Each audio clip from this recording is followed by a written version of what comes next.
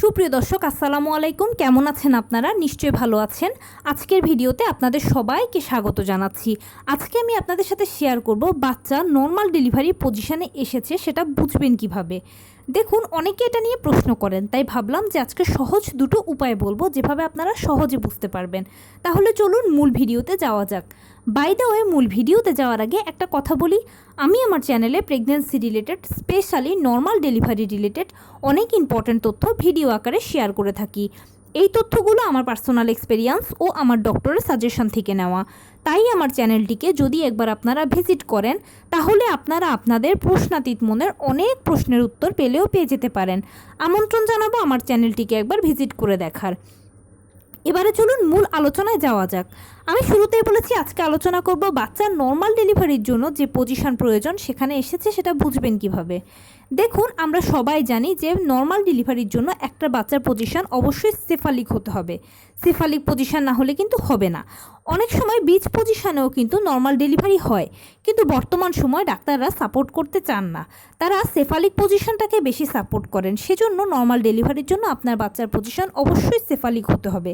এখন cephalic position মানে হচ্ছে বাচ্চার মাথা থাকবে নিচের দিকে, পা থাকবে উপরের দিকে। মাথাটা আপনার যৌনাঙ্গের দিকে থাকবে আর পাটা বুকের কাছে থাকবে। এই পজিশনে আপনার বাচ্চাকে আসতে হবে। এই পজিশনটা নর্মাল ডেলিভারির জন্য আদর্শ পজিশন। এখন বাচ্চা এই পজিশনে এসেছে, সেটা মায়েরা বুঝবেন কিভাবে, সেটা বোঝার অন্যতম সহজ দুটো উপায় হচ্ছে, খেয়াল করবেন বাচ্চা যদি এই পজিশনে আসে মানে সেফালিক পজিশনে আসে তাহলে আপনার তলপেটের দিকটাতে ভীষণ ভারী ভারী বোধ করবেন। মনে হবে যেন আপনার যৌনাঙ্গ ছিঁড়ে বাচ্চা বেরিয়ে যাচ্ছে। নিচের দিকে প্রচুর ব্যথা অনুভব করবেন, চাপ অনুভব করবেন। এটা হচ্ছে প্রথম লক্ষণ। দ্বিতীয় আরেকটা লক্ষণ হচ্ছে বাচ্চার মাথা যখন নিচের দিকে নেমে যাবে মানে সেফালিক পজিশন হয়ে যাবে, তখন আপনার ঘন ঘন বাথরুম পাবে।